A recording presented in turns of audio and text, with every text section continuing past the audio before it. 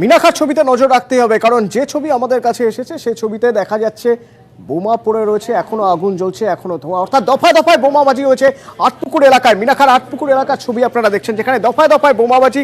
CPM এবং ISF এর বিরুদ্ধে অভিযোগ, তৃণমূল কর্মীদের ভোট আটকাতে বোমাবাজি হয়েছে বলে অভিযোগ। ঘটনাস্থল থেকে একটি তাজা বোমা উদ্ধার হয়েছে এবং দুজন কর্মী জখম বলে দাবি করছে তৃণমূল। যখন গ্রামের মানুষ সবাই মিনাখা বিধানসভা যখন ভোট দিতে যাচ্ছিল, তখন আইএসএফ এবং সিপিএম এর কিছু দুষ্কৃতী হারমাত তারা বোম মারতে মারতে গ্রামের মানুষকে তাড়িয়ে নিয়ে চলে আসে। তা এরা আবার কি করেছে, বুথ দখল করার জন্য আবার 12টার দিকে আবার একটা বোম মেরেছে। এরা একাধিক বোমা মেরেছে, কিন্তু তখন একটা বোম পড়ে আছে, আর একটা বাস্ট হয়েছে, আর একটা বাস্ট হয় না। আমাদের এতে দুজন আবার ইনজুরি হয়েছে। 6:30 বাজে তখন বোমের আওয়াজ হয়েছে। এবার বোমের আওয়াজ আমার ভোট দিয়ে আরম্ভ হয়ে গেছে। ভোট দিয়ে এসে দেখি আমার ঘরের ধরা যায় ওখানে বোম ফেলা রয়েছে। এবার পরে শুনতেছি আরো এই পাশে একটা ফেলা আছে, ও পাশে 2-3টে ফেলেছে, তাতে দোকানদার আহত হয়েছে। সকাল থেকে শান্তিপূর্ণ ভোট চললেও বেলা যত গড়াচ্ছে ততই উত্তপ্ত হয়ে উঠছে মিনাখা বিধানসভা বিহারি 114 নম্বর বুথ এলাকায়। একেবারে সকাল থেকে শান্তিপূর্ণ ভোট ছিল, গ্রামবাসীদের দাবি বুথমুখো হচ্ছিল সাধারণ মানুষ, কিন্তু সেই সময় আইএসএফ এবং সিপিএম যৌথভাবে গ্রামবাসীদের লক্ষ্য করে বোম্বিং করে, সেখানে দুজন আহত হয়। পরে আবার বেলার দিকে আবার গ্রামবাসীরা যে রাস্তা দিয়ে ভোট দিতে যাচ্ছিল সেই রাস্তা লক্ষ্য করে বোমাবাজি করা হয়। এখনো একটি তরতাজা বোমা কিন্তু রাস্তার উপরে পড়ে রয়েছে। তাদের দাবি এই ধরনের বোমা, একাধিক বোমা গ্রামবাসীদের লক্ষ্য করে ফেলা হয়েছে, যাতে গ্রামবাসীরা ভয়ে বুথমুখো না হতে পারে। প্রশাসনের কাছে দাবি, তারা এই যেভাবে সন্ত্রাস চালাচ্ছে, একের পর এক বোমাবাজি করছে, এলাকার মানুষ কিন্তু একেবারে ভয়ে আতঙ্কের পরিবেশ তৈরি হয়েছে। মিনাখা থেকে চিরঞ্জিত রায়ের সঙ্গে জিয়াউল আলম, নিউজ 18 বাংলা।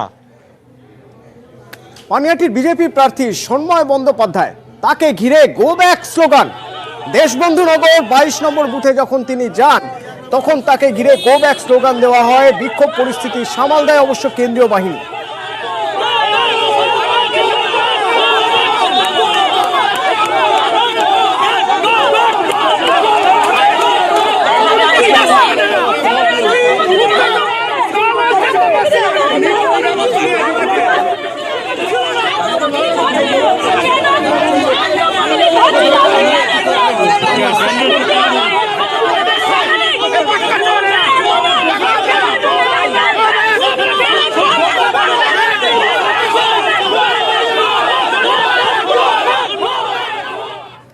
প্রতিনিধি সুশোভন আমাদের সঙ্গে এই মুহূর্তে রয়েছেন। সুশোভন, কেন তাকে ঘিরে go back slogan? Sanmoy Bandyopadhyay কি বলছেন সে প্রসঙ্গে?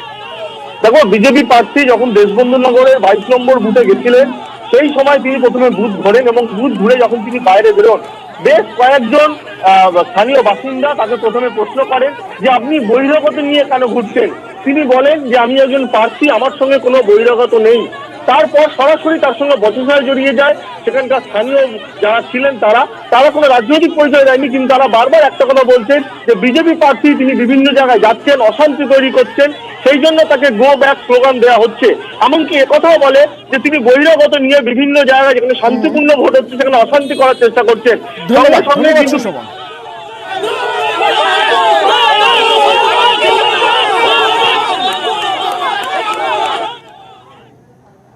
भाइपों की आकांक्षाओं के लिए, भाइपों की कैरियर के लिए बंगाल के लाखों युवाओं का भविष्य दांव पर लगा दिया। आज जब हम बड़े बड़े प्लॉट की बात सुनते हैं, बड़ी बड़ी गाड़ियों की बात सुनते हैं, हर महीने करोड़ों रुपयों की काली कमाई की बात सुनते हैं, तो पता चलता है कि दीदी ने किस तरह अपना सारा ध्यान भाइपों के ही विकास पर लगाया। जिस नेतृत्व में इतना अधिक स्वार्थ हो, वो सामान्य प्रतिभाओं से न्याय कैसे कर सकता है। भाई और बहनों, जब इस दुर्नीति के विरुद्ध में मैं सवाल उठाता हूं आपके लिए। अगर मैं सवाल उठाता हूं, बंगाल के नौजवानों के लिए सवाल उठाता हूं, बंगाल की माताओं बहनों के लिए सवाल उठाता हूं, बंगाल में कानून व्यवस्था के लिए सवाल उठाता हूं, तो दीदी क्या करती है? जवाब नहीं देती है, मुझको गाली देती है। कहती है मोदी से कान पकड़वाकर उठक बैठक करवाएगी। अरे दीदी, ओ दीदी, आदरणीय दीदी, आपने बंगाल की गरीब जनता को लूटने वाले तोलाबाजों के कान मरोड़े होते अपने सबसे प्रिय भाईपों से उठक बैठक करवाई तो आप এর থেকে ভয়ঙ্কর জিনিস আর কিচ্ছু হতে পারে না।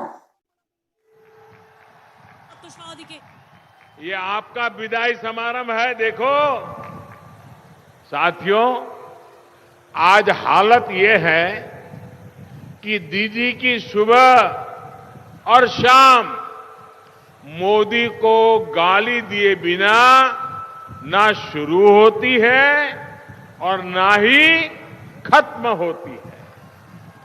और दीदी क्या क्या बोल रही है, उन्होंने सिर्फ इस चुनाव में कैसे गाली दी है, ये मैं आज बंगाल के लोगों के सामने, देशवासियों के सामने और अपने आप को बुद्धिजीवी मानने वालों के सामने भी दोहराना चाहता हूं।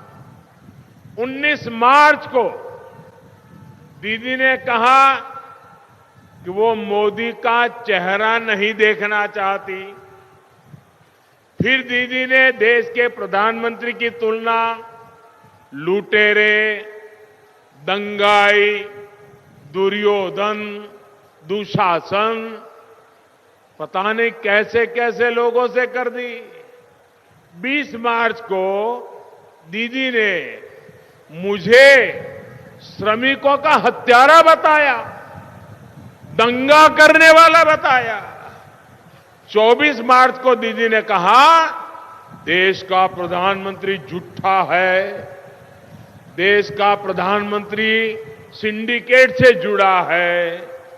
25 मार्च को दीदी ने जो कहा वो बताने से पहले मैं बंगाल के संस्कारी जनता की माफी मांगता हूं। यहां के लोग संस्कारी हैं, यहां के প্রতিবার যেমন আপনার এই যে 5th ফেজ ইলেকশন হলো 72 ঘন্টা প্রচার করতে দেয়নি। 6th ফেজ হবে 72 ঘন্টা প্রচার করতে দেবে না। 7th ফেজ হবে 72 ঘন্টা প্রচার করতে দেবে না। 8th ফেজ হবে 72 ঘন্টা প্রচার করতে দেবে না। তার মানে আমার কটা দিন নষ্ট হলো? 4টে দিন নষ্ট হলো। আগে 24 ঘন্টা একদিন নষ্ট করেছে, 5টা দিন নষ্ট হলো। এবার 5 24 কত হয় জিজ্ঞেস করুন। বুঝলেন কিছু? আমার কতগুলো দিন নষ্ট করেছে বলুন তো মা বোনেরা। আমার একদিনে আমি একদিন ছুটি পর্যন্ত নিইনি। আমার পায়ের ওই অবস্থা, আমি হসপিটালে 3 দিন থেকে ডাক্তারদের কথা না শুনে বেরিয়ে এসেছি। শুভ পয়লা বৈশাখ গেছে, পয়লা বৈশাখের দিনও আমি মিছিল করে বেরিয়েছি। আমাদেরও কষ্ট হয় এই গরমের মধ্যে। আজকে তো তার গরম একটু কম আছে, এই কদিন যা গরম গেছে ওরে বাপ, তার মধ্যে করতে হয়েছে। এখন যেহেতু বিজেপি জানে এই সিটগুলো ওরা একটাও জিতবে না, যে সিটগুলোতে ইলেকশন হবে, সেই জন্য এখন ইলেকশন টাইম কমিয়ে দাও যাতে তৃণমূল মিটিং করতে না পারে। আরে মিটিং করার তৃণমূলের দরকার নেই, মা ভাই বোনেরা এমনিতেই ভোট দেবে তৃণমূলকে। কালও যদি ভোট হয়, কালও যদি ভোট হয়। कुछ दिक्कत है, ऐसा लगता है मोदी का कोई स्क्रू ढीला हो गया है। देखिए बंगाल में 10 साल जो मुख्यमंत्री रही वो क्या बोल रही है।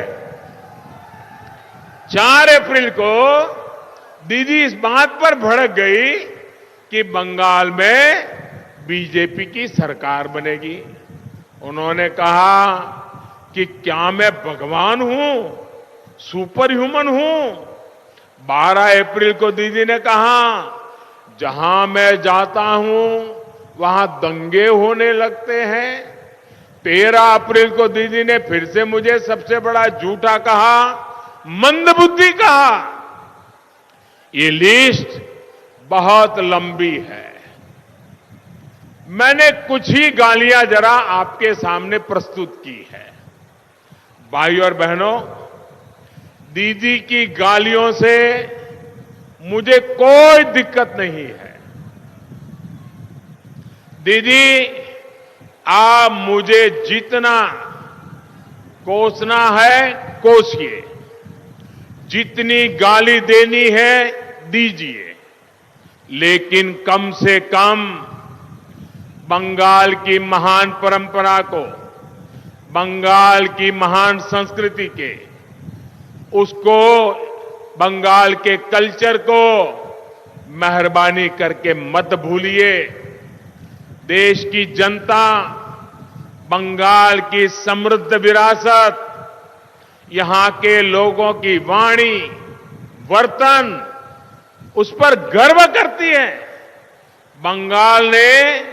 बंगाल के लोगों ने पूरी दुनिया में भारत का गौरव बढ़ाया है।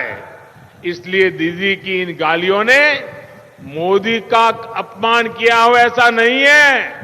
दीदी ने इन गालियों से बंगाल के कल्चर, यहां की मिठास भरी भाषा, यहां की महान परंपरा को भी शर्मसार कर दिया है। साथियों, दीदी चाहती है कि बंगाल की स्थिति देखने के बावजूद मैं चुप रहूं, मैं उन्हें कुछ न कहूं। मुझे बताइए, आप जवाब देंगे? जवाब देंगे? मैं पूछूंगा, जवाब देंगे? सबके सब देंगे? आप मुझे बताइए, मुझे चुप रहना चाहिए क्या? चुप रहना चाहिए क्या? आपकी आवाज मुझे उठानी चाहिए कि नहीं उठानी चाहिए? बहनों की आवाज उठानी चाहिए, नौजवानों की आवाज उठानी चाहिए, यहां की बुराइयों के खिलाफ बोलना चाहिए, बोलना चाहिए ना। लेकिन जब मैं बोलता हूं तो देखिए क्या क्या सुनना पड़ता है। भाइयों बहनों, जब दीदी के लोग बंगाल के गरीबों को लूट रहे हो, आप मुझे बताइए, क्या ऐसे समय में चुप रह सकता हूं?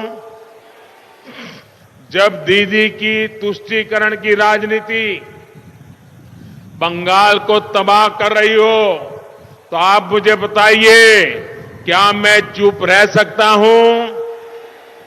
जब दीदी ने अपने नेताओं को एससी वर्ग, दलित वर्ग के अपमान की सुपारी दी हो, तो आप मुझे बताइए, क्या मैं चुप रह सकता हूं? पूरी ताकत से बताइए, मैं चुप रह सकता हूं? मैं चुप रह सकता हूं? जो दूर दूर खड़े हैं वो भी बताएं, मैं चुप रह सकता हूं?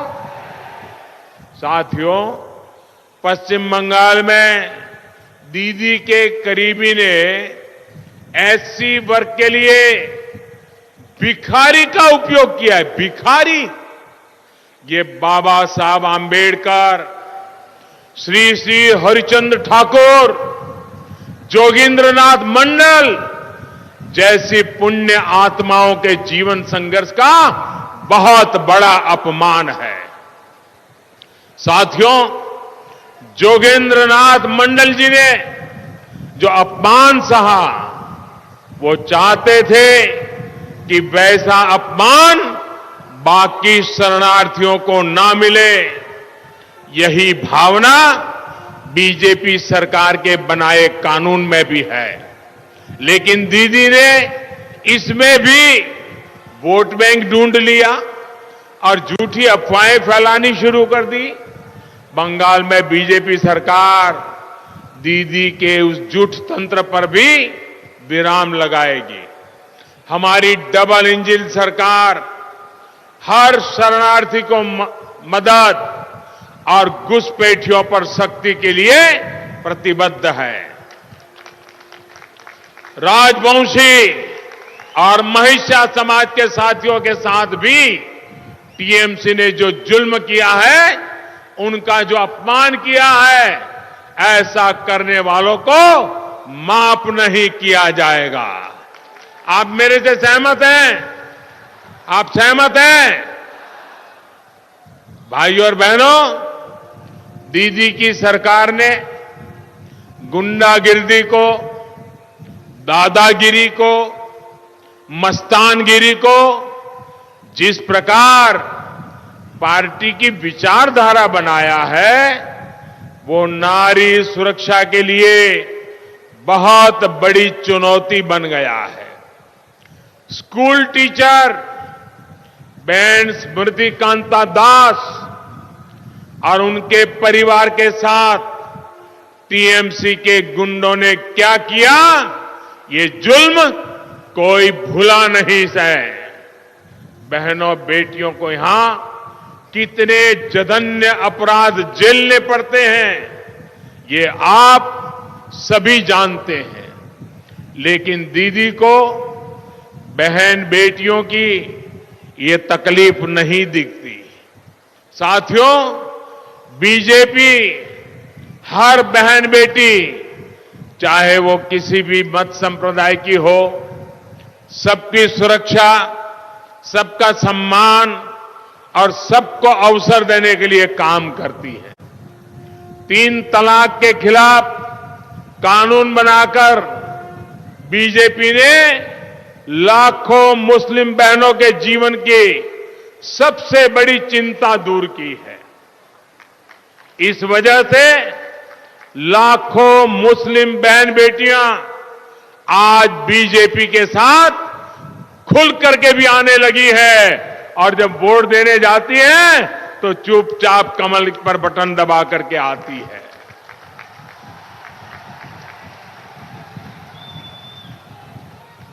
बीजेपी पर यही स्नेह मैं पूरे पश्चिम बंगाल में भी देख रहा हूं। भाइयों और बहनों, दिनाजपुर का